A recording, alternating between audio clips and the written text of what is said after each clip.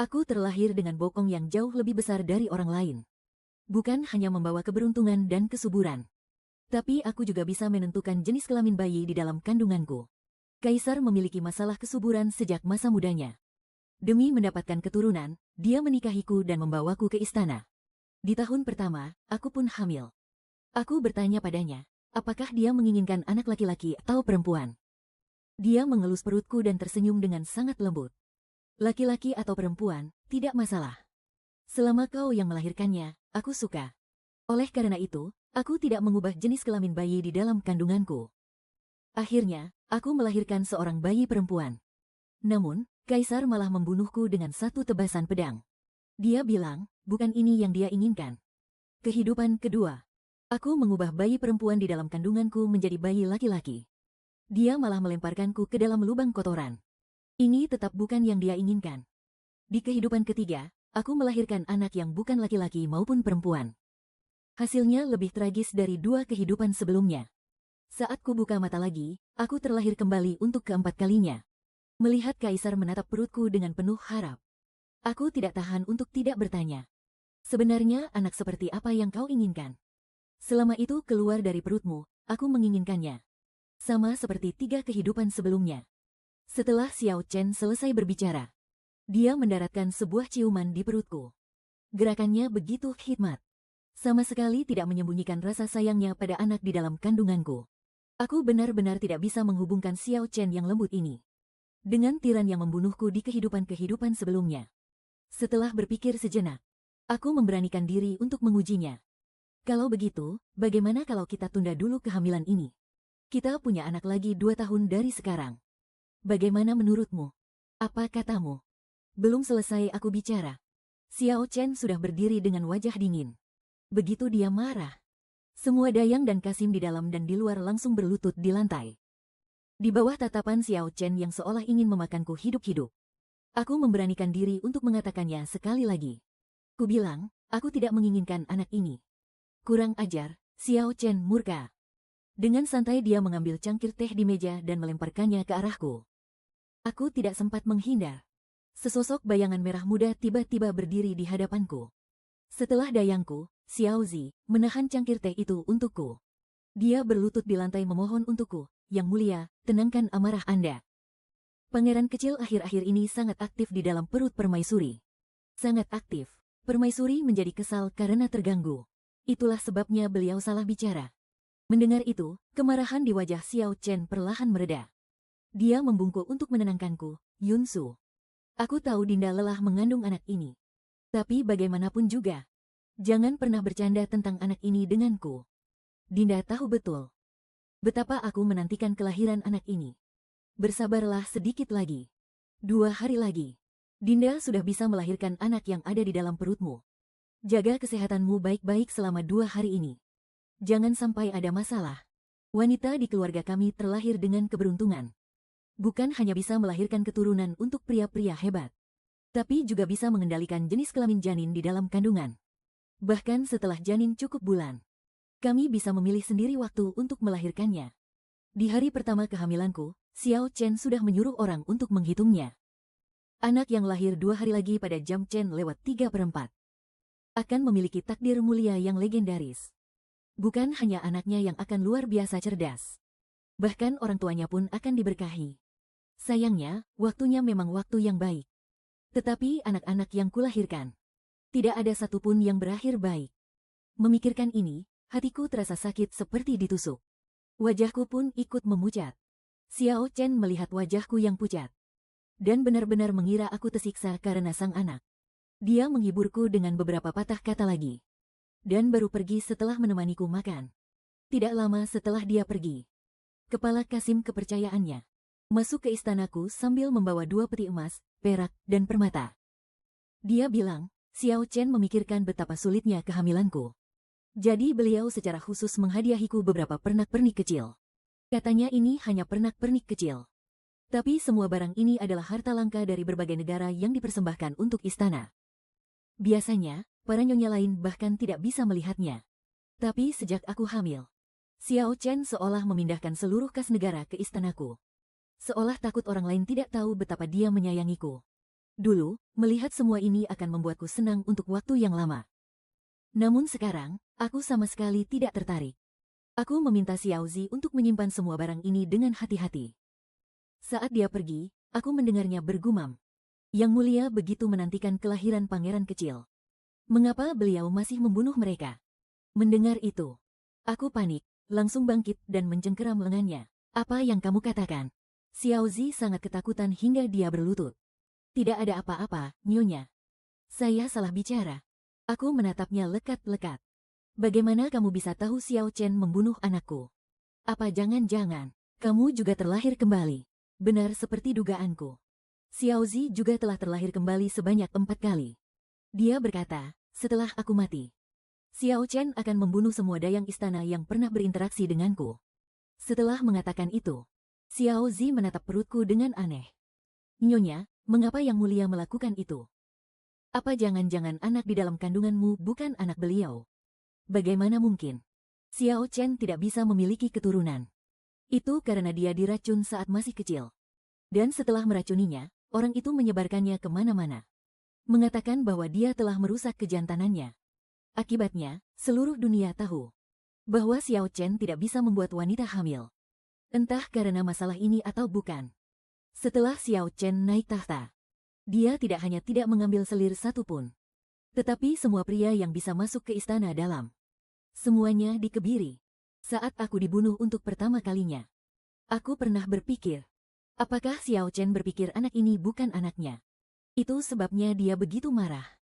Tapi setelah aku mengujinya selama beberapa kehidupan, aku sadar bahwa Xiao Chen tahu dengan sangat jelas. Janin di dalam perutku ini adalah miliknya. Pelayan muda itu juga tampak sedikit putus asa. Aneh sekali kalau begitu. Anda melahirkan seorang putri kecil. Yang Mulia tidak suka. Anda melahirkan pangeran kecil pun, Yang Mulia juga tidak menginginkannya. Manusia kan hanya punya 2 jenis kelamin ini. Kalau dia tidak puas dengan keduanya, jangan-jangan dia sebenarnya tidak menginginkan anak manusia. Itu hanyalah sebuah candaan. Tak disangka, setelah mendengarnya, aku langsung melompat berdiri. Mungkin kamu benar. Kaisar kita pada dasarnya memang bukan manusia. Sebelum aku masuk ke istana, ibuku pernah mengundang seorang dayang senior dari istana untuk datang ke rumah dan mengajariku tata krama. Di waktu senggang, wanita itu pernah menyebutkan beberapa hal tentang masa kecil Xiao Chen. Ibu Xiao Chen dulunya adalah seorang kepala dayang di sisi mendiang kaisar. Setelah melayaninya selama beberapa tahun, barulah dia mengandung Xiao Chen setelah suatu kali mendiang kaisar mabuk. Setelah mengandung Xiao Chen, status ibu Xiao Chen terangkat karena putranya. Dia pun diangkat menjadi selir. Dan dia sangat disayangi. Orang yang begitu beruntung justru meninggal dunia setelah melahirkan Xiao Chen. Penyebab kematian ibu Xiao Chen yang diumumkan kepada publik adalah pendarahan hebat setelah melahirkan. Namun, dayang senior itu memberitahuku bahwa ibu Xiao Chen pada dasarnya bukanlah manusia, melainkan seekor kucing luwak. Dayang senior itu memberitahuku, begitu selesai melahirkan, ibu Xiao Chen langsung kembali ke wujud aslinya, berubah menjadi seekor kucing luwak. Xiao Chen juga terlahir dalam wujud setengah manusia dan setengah kucing. Mendiang kaisar melihat pemandangan ini begitu beliau memasuki pintu. Hal itu membuatnya sangat murka. Begitu melihatnya, beliau langsung menghabisi nyawa ibunya. Saat itu, aku sama sekali tidak terlalu memikirkan cerita ini. Kalau dipikir-pikir sekarang, mungkin Xiao Chen memang benar-benar seekor kucing luwak. Tapi, entah cerita ini benar atau salah. Mata pelayan muda itu berbinar sesaat. Seketika meredup kembali. Kalau itu tidak benar, bukankah kita harus mati sekali lagi? Mendengar itu, aku pun jadi sedikit putus asa. Setelah mati berkali-kali, aku sudah tidak takut mati lagi. Tapi, cara Xiao Chen membuatku mati semakin tidak wajar. Memikirkan hal ini, aku tidak bisa menahan rasa cemas. Setelah cemas cukup lama, tiba-tiba, terlintas seseorang di benakku. Aku tahu siapa yang harus kutanyai tentang benar atau tidaknya masalah ini. Aku membawa anak itu ke sebuah taman yang letaknya terpencil. Disinilah pengasuh Xiao Chen tinggal. Dulu, setelah ibu kandung Xiao Chen meninggal dunia, mendiang kaisar tidak menitipkannya pada selir manapun. Sebaliknya, beliau membiarkan pengasuhnya ini yang membesarkannya. Karena tidak punya ibu suri yang melindunginya, masa kecil Xiao Chen sangatlah menderita. Mendiang kaisar tidak menganggapnya sebagai seorang putra. Para pangeran tidak mengakuinya sebagai saudara. Dan para pelayan di istana semuanya adalah tipe orang yang pilih kasih. Dia sering dirundung oleh para kasih muda. Ketika Xiao Chen menceritakan hal ini padaku, hatiku begitu sakit mendengarnya. Karena itu, tidak peduli anak seperti apa yang kau lahirkan untukku. Aku akan memperlakukannya dengan baik. Aku akan menjadi seorang ayah yang baik. Tidak akan kubiarkan dia menempuh jalan yang sama sepertiku. Saat dia mengatakan itu, dia terlihat begitu tulus. Dan begitu merindukan kasih sayang keluarga. Apakah semua itu hanya kebohongan untuk menipuku? Aku pernah bertemu dengan pengasuh Xiao Chen beberapa kali. Beliau adalah orang yang sangat baik hati. Aku menceritakan rumor yang kudengar kepadanya. Beliau tertawa terbahak-bahak. Kalian dengar itu dari siapa? Bagaimana mungkin yang mulia adalah seekor kucing luwak? Hahaha, mataku terbelalak. Tidak mungkinkah? Sama sekali tidak mungkin, kata pengasuh itu dengan yakin. Beliau berkata bahwa dirinya bukan hanya pengasuh Xiao Chen. Saat Xiao Chen lahir, beliaulah yang membantu kelahirannya. Ibu kandung Xiao Chen meninggal dunia justru karena melahirkannya. Sebenarnya, dia tidak pernah berubah menjadi musang. Alasan kenapa cerita ini tersebar di istana adalah karena Xiao Chen selalu ditindas. Jadi, dia mengarang cerita seperti itu. Dengan begitu, semua orang akan menganggapnya siluman kucing. Dan tidak akan menindasnya lagi. Mendengar itu, pengasuh itu bertepuk tangan. Aku masih punya lukisan yang mulia saat masih kecil, loh. Dia bangkit dan menggeledah sebuah peti di dalam ruangan. Tak lama kemudian, dia mengeluarkan beberapa lembar kertas yang sudah menguning. Meskipun sudah bertahun-tahun, sosok di atasnya masih terlihat sangat hidup. Dulu saat di rumah, aku pernah belajar melukis. Yang mulia waktu kecil benar-benar sangat menggemaskan. Jadi setiap beberapa waktu, aku akan melukisnya. Mulai dari yang pertama, Xiaozi dan aku membalik halamannya satu persatu. Saat kami sampai di halaman terakhir, mataku terbelalak. Lukisan ini sepertinya adalah rupa Xiao Chen tidak lama setelah lahir. Xiaozi juga sepertinya menyadari sesuatu. Dia menarik lengan bajuku dan berbisik, benar, kan? Dia tidak menyelesaikan kalimatnya. Tapi aku mengerti maksudnya. Rupa beberapa anakku. Xiaozi juga pernah melihatnya. Benar-benar sama persis dengan Xiao Chen yang ada di lukisan. Kesadaran ini membuat kami berdua semakin bingung. Kalau mereka manusia, kenapa anak-anakku dan Xiao Chen bisa begitu mirip? Lalu, apa yang salah sebenarnya? Kenapa Xiao Chen bisa begitu tega membunuh anak-anak kami satu persatu? Untuk menyelesaikan masalah ini, aku harus menemui sumbernya. Karena tidak bisa menemukan jawaban dari pengasuh, aku memutuskan untuk menemui Xiao Chen sekali lagi. Saat aku tiba di istana Xiao Chen, dia sedang membuat pedang kayu persik mainan untuk anak-anak. Melihatku, dia memanggilku untuk mendekat. Nanti kalau anak kita sudah lahir, dia bisa memainkannya. Menurutmu, apa dia akan suka mainan yang kubuatkan untuknya ini? Aku sedikit mengernyitkan dahi. Xiao Chen jelas adalah seorang kaisar agung. Tetapi, dia suka membuat sendiri mainan-mainan kecil untuk anak kami. Gendang mainan, pedang kayu persik, dan tombak rumbai merah versi kecil. Dulu, aku hanya berpikir dia melakukan ini karena benar-benar menyayangi anak-anak. Baru sekarang aku menyadari ada yang tidak beres. Xiao Chen tahu jelas bahwa bayi di dalam kandunganku adalah perempuan. Tapi semua mainan yang dibuatnya adalah yang disukai anak laki-laki. Aku menggigit bibir dan bertanya ragu-ragu, Yang Mulia. Sebenarnya, Anda lebih menginginkan anak laki-laki, kan? Xiao Chen tertegun. Setelah beberapa saat, dia pun bicara, Yunsu. Apa kau mau dengar yang sebenarnya?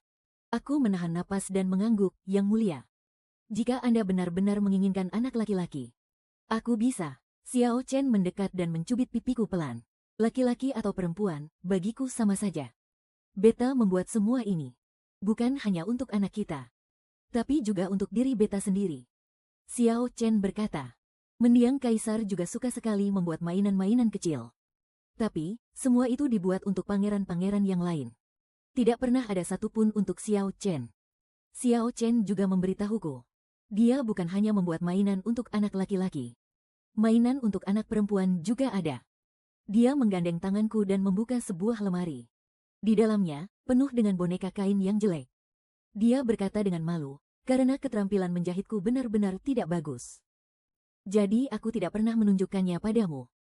Yunsu, kau tenang saja melahirkan. Bahkan jika kau melahirkan monster untukku, aku akan tetap menyayanginya. Aku mengambil salah satu boneka kain itu dan memandanginya cukup lama. Lalu, aku menganggukkan kepala. Aku baru saja kembali ke istana. Pelayan kecil itu dengan panik menarikku masuk ke dalam kamar. Setelah memastikan tidak ada yang menguping, dia berbisik padaku, "Permaisuri, Anda harus lari." Aku sempat tidak mengerti. "Permaisuri, Anda harus kabur." Entah dari mana, pelayan kecil itu mengeluarkan sebuah bungkusan dan langsung memberikannya ke tanganku. Aku sudah memikirkannya. Daripada kita bertiga mati sekali lagi, lebih baik saya ikat saja Nyonya dan Tuan Putri. Saya sudah mengatur semuanya di pintu belakang. Ada orang yang akan menjemput Nyonya. Begitu Nyonya keluar dari gerbang istana, saya akan menyamar menjadi Nyonya. Saat Yang Mulia menemukan saya, kalian pasti sudah bisa keluar dari kota. Aku menatap anak itu untuk waktu yang lama, lalu mengembalikan bungkusan itu dan menyuruhnya untuk menyimpannya dengan baik. Anak itu menjadi panik, "Nyonya, jangan ragu-ragu lagi. Kalau tidak segera lari, kita benar-benar tidak akan sempat." Aku menarik napas dalam-dalam dan berkata pada anak itu, "Tidak apa-apa. Aku sudah tahu jenis kelamin anak seperti apa yang diinginkan Xiao Chen. Tadi, dia menunjukkan mainan yang dibuatnya untuk anak kami. Salah satunya adalah boneka kain. Dan dari situ aku menemukan sesuatu. Saat itulah aku baru sadar. Yang dia inginkan bukanlah anak laki-laki ataupun perempuan, melainkan dia menginginkan." Aku menatap mata anak itu yang penuh harap, sambil menunjuk ke perutku sendiri. Anak yang lahir dari perutku. Tidak peduli laki-laki atau perempuan. Bahkan jika itu seekor anjing sekalipun, dia tetap akan menginginkannya. Anak itu tampak sangat kebingungan, "Nyonya, apa yang sedang Nyonya bicarakan? Jika Yang Mulia benar-benar menginginkan anak di dalam kandungan Nyonya, kenapa dia membunuh kita berkali-kali?" Melihat wajahku yang begitu yakin, anak itu mengira aku telah dicuci otak lagi oleh Xiao Chen. Nada bicaranya pun menjadi sedikit cemas. "Sadarlah, Nyonya. Apa Nyonya lupa bagaimana akhir hidup Nyonya sebelumnya? Jika kali ini Nyonya melahirkan lagi, aku khawatir kita akan dicincang sampai mati." Aku menepuk tangannya, "Tidak akan, Xiao Qi. Kali ini, kita pasti tidak akan mati. Hanya saja, ada beberapa hal yang belum bisa aku pastikan. Jadi, aku butuh bantuanmu untuk melakukan sesuatu." Setelah mendengar perkataanku, meskipun anak itu tidak mengerti apa tujuanku melakukan ini, aku tetap mengangguk. Aku pasti akan menyelesaikan masalah ini dengan baik. Tak lama kemudian, tibalah hari persalinanku. Pada hari itu, Xiao Chen bahkan tidak menghadiri sidang pagi. Dia memerintahkan para tabib dari Akademi Tabib Istana untuk menunggu di luar kamarku. Ramuan-ramuan terbaik direbus di atas api, siap sedia kapanpun untuk memulihkan tenagaku. Xiao Chen juga memanggil 3 orang bidan yang sangat berpengalaman untuk membantuku melahirkan. Bahkan sebelum persalinan dimulai, Xiao Chen sudah duduk di samping ranjangku, menggenggam tanganku dengan erat, mendaratkan sebuah ciuman lembut di keningku. "Yunsu, jangan takut. Aku akan selalu di sini menemanimu sampai anak kita lahir." Para bidan yang mendengarnya hanya bisa memujiku karena keberuntunganku. Permaisuri sungguh sangat beruntung. Sejak zaman dahulu, persalinan dianggap sebagai bencana berdarah bagi wanita. Para pria selalu menghindarinya. Dianggap sebagai pertanda buruk. Yang Mulia Kaisar ternyata tidak peduli dengan pantangan itu, dan secara pribadi mendampingi di sisinya. Ketulusan seperti ini sungguh langka. Ini menunjukkan betapa dalam cinta Yang Mulia kepada permaisuri. Sungguh luar biasa. Setelah salah satu bidan memuji, bidan-bidan yang lain pun ikut setuju. Kecuali dalam beberapa hal yang membuatnya sedikit obsesif. Di luar itu, semua orang merasa dia tidak terlalu terlihat seperti seorang kaisar. Mendiang kaisar adalah seorang yang bernafsu. Karena itu, haremnya sangat luas. Ia punya banyak selir, dan pangeran-pangerannya pun tak terhitung jumlahnya. Dulu, mereka yang gagal dalam perebutan tahta, nasibnya selalu berakhir dengan hukuman mati, dicabik-cabik oleh 5 kuda. Tetapi setelah Xiao Chen naik tahta, dia justru menempatkan saudara-saudaranya yang masih hidup dengan baik. Menurut tradisi leluhur, setelah mendiang kaisar mangkat, para selirnya seharusnya ikut dikubur hidup-hidup bersamanya. Namun, Xiao Chen menghapuskan tradisi itu. Sekarang dia bahkan masih merawat selir-selir itu di istana belakang. Tetapi karena dia sendiri tidak bisa melahirkan, hingga kini, hanya ada aku seorang di haremnya. Semua orang bilang Xiao Chen menikahiku, karena aku bisa memberinya keturunan. Namun, tepat di malam pernikahan kami, dia menyatakan perasaannya kepadaku dengan wajah memerah. Dia bilang kalau dia tulus menyukaiku. Setelah menikah, dia semakin menghormati dan memperlakukanku dengan sangat baik. Kalau saja ini terjadi di masa lalu, ketika orang lain bilang aku beruntung, mengatakan aku bernasib baik, hatiku akan terasa sangat bahagia. Tapi sekarang, setelah mengetahui sifat asli Xiao Chen, aku hanya merasa jijik. Xiao Chen berjaga di samping tempat tidurku. Bukan karena khawatir, juga bukan karena takut pada pertanda buruk. Melainkan, dibandingkan semua itu, dia ingin memastikan bahwa anak ini benar-benar lahir dari perutku. Atas desakan Xiao Chen, aku meminum ramuan rahasia keluarga. Begitu ramuan itu masuk ke perutku, perutku langsung bereaksi. Rasa sakitnya menjalar dari perut bagian bawah ke seluruh tubuh. Keringat dingin membasahi selimut yang menyelimutiku. Aku menatap Xiao Chen. Dia terlihat seolah-olah lebih kesakitan daripadaku. Wajahnya tampak sangat khawatir. Dia terus memanggil namaku dan berkata, "Jangan takut. Ada aku di sini." Akhirnya, setelah terdengar suara tangisan bayi, anakku lahir dengan selamat.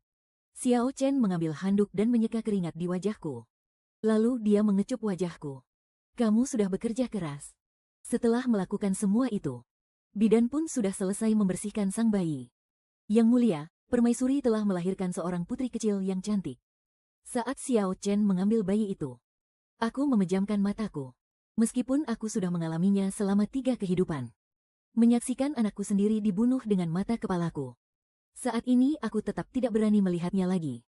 Ini bukan anak yang kuinginkan. Kata-kata yang familiar itu kembali terngiang di telingaku. Hanya terdengar suara gedebuk. Tangisan anak yang meraung-raung itu pun berhenti. Aku membuka mataku. Semua orang di dalam dan di luar ruangan berlutut di lantai. Xiao Chen menatapku dengan ekspresi muram dan bengis. "Wanita pembawa keberuntungan macam apa kau ini? Bahkan anak yang kuinginkan pun tak bisa kau lahirkan. Matilah kau." Dia mengayunkan pedangnya ke arahku. Tepat saat ujung pedangnya menempel di leherku, aku tertawa sinis. "Xiao Chen, kau yakin mau membunuhku? Kalau begitu, kau tidak akan bisa menemukan anak yang kulahirkan untukmu." Gerakan tangan Xiao Chen terhenti. Dia menatapku, "Apa maksudmu?" Aku bangkit duduk dan mundur beberapa langkah. "Aku sudah tahu semua rencanamu. Yang baru saja kau bunuh itu sama sekali bukan anak kita. Bagaimana mungkin kau?" Xiao Chen tertegun selama beberapa detik. Lalu dia menunduk untuk melihat. Dilihatnya anak yang sudah tak bernyawa di lantai itu. Dalam sekejap berubah menjadi sepotong daging babi busuk. Semua orang terpekik kaget. Wajah Xiao Chen memucat. Bagaimana bisa jadi seperti ini? Semua orang tahu. Alasan para wanita di keluargaku selalu beruntung adalah karena leluhur kami pernah menolong seorang ahli ilmu gaib. Saat itu, nyawa ahli ilmu gaib tersebut berada di ujung tanduk. Leluhurku lah yang membawanya pulang dan memanggilkan tabib untuknya. Setelah dia sembuh, dia berkata bahwa dia sebenarnya adalah dewa yang turun dari langit. Dia bertanya pada leluhurku apakah beliau punya suatu keinginan. Saat itu, leluhurku tidak terlalu memikirkannya. Beliau hanya berkata padanya, "Ini bukan tentang keinginan. Aku hanya berharap keturunanku kelak memiliki banyak anak dan diberkahi." Dan karena satu kalimat itulah, semua wanita di keluarga kami menjadi pembawa keberuntungan. Tapi tidak ada yang tahu, selain karunia keberuntungan itu, ahli ilmu gaib itu juga meninggalkan sebuah kitab rahasia. Di dalamnya tidak hanya berisi cara untuk mengubah jenis kelamin janin dalam kandungan dengan ramuan rahasia, tetapi juga cara untuk mengubah benda lain. Tipuan untuk menyamar menjadi janin. Melahirkan bukanlah hal yang sulit bagi keluarga kami. Aku sudah sejak tadi malam melahirkan anakku, lalu menyuruh seorang pelayan membawanya pergi. Setelah itu, aku menjejalkan daging babi ini ke dalam perutku untuk menciptakan ilusi seolah-olah aku melahirkan. Mendengar hal ini, Xiao Chen menjadi murka. "Karena kau sudah mengetahui semuanya, cepat serahkan anak itu. Kalau tidak, aku akan membunuhmu." Aku menatapnya dengan tenang. "Entah aku menyerahkan anak itu atau tidak, kau tetap akan membunuhku. Jadi, untuk apa aku menyerahkannya?" Jika aku tidak menyerahkannya, yang mati hanya aku. Tapi kau tidak ingin mati. Luo Yun berkata, jika kau ingin mati, kau tidak akan mengatakan yang sebenarnya saat aku hendak bertindak padamu. Kau melakukan ini semua karena kau ingin tetap hidup, bukan? Selama kau memberitahukan keberadaan anak itu, aku bisa mengampunimu. Aku memang tidak ingin mati. Tapi aku juga tidak akan percaya dengan ucapanmu. Aku punya banyak cara untuk membuatmu mengantarku pergi dari sini. Xiao Chen tertawa. Luo Yun, kau benar-benar naif. Bagaimana mungkin aku akan mengantarmu pergi? Kecuali jika aku mengeluarkan boneka kain dari balik selimut. Kecuali jika aku punya ini. Begitu melihat boneka kain itu, mata Xiao Chen langsung memerah. Bagaimana benda ini bisa ada padamu?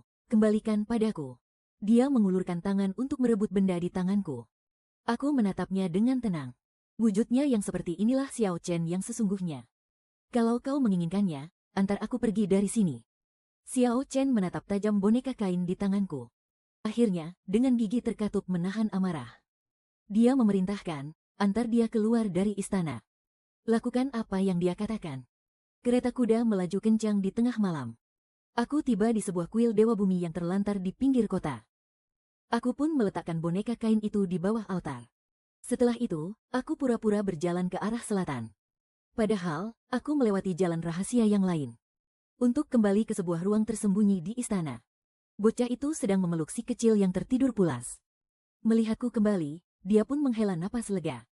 Nyonya, akhirnya Anda kembali juga. Aku mengambil anak itu dari dekapannya. Aku tak bisa menahan diri untuk mengusapnya beberapa kali, lalu bocah itu tak bisa menahan diri lagi. Nyonya, saya masih tidak mengerti. Mengapa Yang Mulia Kaisar mau mengalah hanya karena sebuah boneka kain? Itu bukan boneka kain biasa. Aku menghela napas. Sekarang sudah sampai begini. Memang tidak ada lagi yang perlu disembunyikan. Aku sudah memeriksanya dengan teliti. Di antara boneka-boneka kain yang jelek itu, hanya yang satu ini jahitannya paling berantakan dan paling tua. Isinya juga bukan kapas biasa, melainkan campuran ramuan herbal khusus dan abu jimat. Juga ada rambut dan serpihan kuku manusia. Jadi, boneka kain ini bukanlah benda mati. Seharusnya hidup. Bocah itu terkesiap kaget. Hidup, dengan kata lain. Di dalam boneka kain ini, ada jiwa seorang anak. Kau masih ingat aku pernah bilang padamu, kalau aku sudah tahu anak seperti apa yang diinginkan Xiao Chen. Anak yang dia inginkan adalah anak yang ada di dalam boneka kain itu. Bocah itu semakin terkejut mendengar kata-kataku. Jangankan bocah itu yang terkejut. Bahkan aku sendiri saat berhasil menebak semua ini. Aku sama sekali tidak menyangkanya. Kecurigaanku pertama kali muncul adalah saat membaca kesaksian si pengasuh. Dalam kesaksian itu, saat Xiao Chen masih kecil, dia hanya seorang diri. Namun di kesaksian berikutnya, muncullah seorang wanita lain. Meskipun wanita itu tidak sering muncul, tapi aku langsung mengenalinya. Orang ini adalah salah satu selir mendiang kaisar yang bernama Su King. Dulu, di istana belakang hanya ada aku seorang. Jadi, semua selir mendiang kaisar itu, segala urusan makan, pakaian, dan pengeluaran mereka, akulah yang mengaturnya. Aku sudah pernah bertemu dengan semua selir itu. Dan Su King adalah yang paling tidak menonjol di antara mereka. Dulu aku juga mengira Xiao Chen bersikap baik pada semua selir mendiang kaisar. Karena dia murah hati, penuh belas kasih. Setelah melihat lukisan itu, barulah aku sadar kalau itu tidak benar. Di dalam lukisan itu, mereka berdua terlihat begitu tenang dan wajar. Kelihatannya seperti sepasang kekasih yang mesra. Dulu aku pernah diam-diam mencari tahu. Sebelum Su King menikah dengan mendiang kaisar, dia pernah merawat Xiao Chen untuk sementara waktu. Hari ketika Su King menarik perhatian mendiang kaisar, bertepatan dengan ulang tahun Xiao Chen yang ke-16. Dia sedang menyenandungkan lagu daerah Jiangnan. Lalu terdengar oleh mendiang kaisar yang baru kembali dari perjalanannya ke selatan. Kaisar memerintahkan keretanya berhenti selama sebatang dupa terbakar. Malam itu, dia dibungkus dengan selimut sutra dan dibawa ke kamar tidur kaisar. Sejak saat itu, Xiao Chen seolah berubah menjadi orang lain. Dia mulai bertarung mati-matian di lapangan panahan dan berkuda, dan belajar semalaman di balai sastra. Mendiang kaisar akhirnya memperhatikan pangeran yang pendiam ini, dan memberinya kesempatan ikut dalam urusan pemerintahan. Namun, sejak Xiao Chen mulai menanjak karirnya, dia justru tidak pernah lagi mencari Su King. Semua orang mengira hubungan mereka berdua telah berakhir. Sebenarnya tidak. Mereka berdua berselingkuh diam-diam. Dan bahkan memiliki seorang anak. Seorang anak laki-laki. Tapi tak lama kemudian, anak itu diketahui menderita penyakit parah. Xiao Chen diam-diam mencari semua tabib terkenal di seluruh negeri. Tapi tidak ada yang bisa menyembuhkannya. Di saat-saat terakhir yang genting, dia menemukan seorang tabib dukun. Tabib dukun itu menggunakan ilmu gaib untuk menyegel jiwa anak itu di dalam sebuah boneka kain. Sementara jasadnya disembunyikan oleh Xiao Chen. Anak muda itu melebarkan matanya. Lalu kenapa Xiao Chen menikah denganmu? Iya juga, kalau dia sudah punya pujaan hati. Dan Su Qing juga bisa memberinya anak. Kenapa dia masih membutuhkan aku, si wanita pembawa keberuntungan ini? Alasannya tentu saja adalah, setelah Su Qing melahirkan anak itu untuknya, kehilangan kesuburannya. Dan karena kehilangan anaknya, dia kehilangan keinginan untuk hidup. Jadi selama bertahun-tahun ini, Xiao Chen terus mencari cara untuk menghidupkan kembali anaknya. Mendengar hal ini, Xiao Zi sepertinya mengerti sesuatu. Dia melihat anak yang ada di dalam pelukanku. Dia berulang kali membunuh anak kalian berdua. Pasti karena anak ini bisa membuat anak yang itu hidup kembali, kan? Aku menganggukkan kepala. Selama dilakukan pada waktu tertentu, dengan membunuh kami berdua, ibu dan anak, secara bersamaan, dia bisa menyelesaikan ritual pertukaran nyawa. Jadi, tidak peduli anak yang kulahirkan itu laki-laki atau perempuan, Xiao Chen akan tetap menginginkannya. Dengan kata lain, dia tetap akan membunuhnya. Xiao Zi terdiam lama, baru bisa mencerna semua informasi ini. Lalu, Nyonya, apa yang harus kita lakukan sekarang? Apa kita akan bersembunyi di ruang rahasia ini selamanya? Aku belum sempat bicara, pintu ruang rahasia itu tiba-tiba bergetar. Cahaya obor menerangi sosok Xiao Chen. Suaranya yang berat terdengar di telingaku, Luo Yunqiu. Kau benar-benar ada di sini. Saat melihatnya, aku mundur 2 langkah. Secara refleks aku memeluk erat anakku. Bagaimana kau bisa tahu aku ada di sini? Dia belum menjawab. Xiao Zi merebut anak itu dariku. Lalu menyerahkan anak itu ke hadapan Xiao Chen. Paduka, anak ini sudah berhasil hamba rebut untukmu. Aku menoleh menatap Xiao Zi dengan tidak percaya. Xiao Zi, kau sudah gila. Kenapa kau melakukan ini? Aku tidak gila. Aku hanya tidak mau mati lagi. Selama aku bersamamu, aku pasti akan mati. Jadi, lebih baik aku membongkar masalah ini. Jadi ini alasannya. Aku terdiam. HMPH. Kau pikir dengan memberitahunya, kau bisa tetap hidup. Sekarang kau sudah tahu semua kebenarannya. Kau masih ingin hidup. Aku tidak hanya memberitahunya kau menyembunyikan anak itu di sini. Aku juga memberitahukan rahasia reinkarnasi kita. Aku merasa, karena setiap kali kita bertiga terlahir kembali, itu berarti selama salah satu dari kita tidak mati, siklus ini akan berakhir. Jadi, selama setelah ini aku meminum ramuan pembisu dan tidak bicara seumur hidup ini, tidak akan ada masalah apapun. Yang Mulia juga sudah berjanji padaku. Selama masalah ini berlalu, dia akan memberiku kemuliaan dan kekayaan yang tak ada habisnya. Aku menatapnya dengan tenang. Kau pikir dengan menjadi bisu, semuanya akan baik-baik saja? Kau masih punya tangan. Kau masih punya kaki. Kau tetap bisa membocorkan rahasianya. Diam. Sudah saatnya begini. Kau masih sempat mengkhawatirkan orang lain. Pikirkan saja anakmu sendiri. Begitu dia selesai bicara, dia mengangkat anak di tangannya tinggi-tinggi di atas kepala. Jangan, jangan. Xiao Chen, waktu yang kau inginkan sudah lewat. Kau membunuhnya sekarang pun sudah tidak ada gunanya. HMPH, waktu. Hahaha. Kau benar-benar berpikir aku perlu membunuh kalian pada waktu tertentu. Waktu itu hanyalah waktu kelahiran Yunerku. Aku membuatmu melahirkan pada waktu itu. Hanyalah untuk mengenangnya selama ini. Sesuatu yang kutaruh padamu sudah bereaksi. Tidak peduli kapan kau dan anak ini mati. Yuer akan kembali. HMPH, matilah kalian. Jangan, kau akan menyesal. Setelah berkata begitu, tangan Xiao Chen terlepas. Anak itu langsung jatuh di hadapanku. Sudut bibirnya semakin terangkat. Pedang di tangannya menusuk lurus ke bawah. Lalu dia mengangkat kepala dan menatapku lekat-lekat. Sekarang giliranmu. Aku mundur 2 langkah. Rasa duka di wajahku dalam sekejap berubah menjadi kemenangan. Xiao Chen, bagaimana kalau kau lihat anak ini? Apa ini anak yang kau inginkan? Sudah sampai saat ini. Tipu muslihat apa lagi yang ingin kau mainkan? Xiao Chen mengerutkan kening. Sambil memegang pedang, dia menyingkap selimut yang menutupi anak itu. Saat melihat wajah asli si anak, seketika itu juga, kedua matanya menjadi merah padam. Xiao Chen mendongak menatapku. Matanya dipenuhi rasa tak percaya. Bagaimana kau bisa? Bagaimana aku bisa tahu tempat persembunyiannya? Untuk menjaga agar mayat tidak membusuk. Pertama, harus diisi dengan air raksa. Kedua, harus dijaga dalam suhu rendah. Waktu kau menunjukkan boneka kain itu padaku, aku sudah merasa ada yang aneh di balik lemarimu itu. Jadi, saat aku mencari boneka kain itu, tentu saja aku juga menemukan ruang rahasia itu. Xiao Chen, oh, Xiao Chen. Perang itu penuh dengan tipu muslihat. Prinsip sesederhana ini pun kau tidak mengerti. Pantas saja kau tidak bisa melindungi orang yang kau cintai. Dan juga tidak bisa melindungi putramu. Xiao Chen sangat terpancing oleh kata-kataku. Luo Yeru. Kau wanita beracun. Demi Yunerku. Kau tidak akan kubiarkan hidup. Kau tega membunuhnya. Sekarang juga akan kukirim kau ke alam baka. Dia sangat patah hati dan putus asa. Dia mengangkat pedangnya dan langsung menyerangku. Namun, sebelum pedangnya sempat menebas, sebilah pisau muncul dari belakangnya dan langsung menembus dadanya. Xiao Chen tertegun.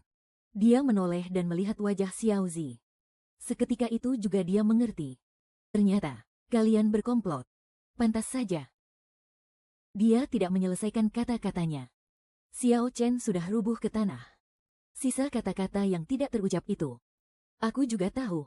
Pantas saja anak itu membiarkannya datang ke sini sendirian. Semua yang dikatakan anak itu kepadanya sangat menguntungkan. Kekuatan tahta kekaisaran terlalu besar. Kami bertiga bisa saja kabur untuk sementara, tapi tidak untuk selamanya. Satu-satunya cara untuk keluar dari situasi ini ada pada diri Xiao Chen. Jika kami tidak membunuhnya, kami akan selamanya terjebak dalam siklus ini. Itulah sebabnya aku memancingnya ke ruangan tersembunyi ini. Seperti yang sudah kuduga, Xiao Chen itu orang yang terlalu sombong. Dia tidak akan berpikir bahwa dua orang wanita bisa melakukan apapun padanya. Cukup dalam kehidupan ini saja. Aku tidak akan pernah lagi percaya pada orang-orang dari keluarga kerajaan. Maka, setelah kematian Xiao Chen, aku pun akhirnya naik tahta. Menjadi seorang maharani. Hamba sekalian memberi hormat kepada Yang Mulia Maharani. Daulat tuanku, daulat tuanku, daulat tuanku.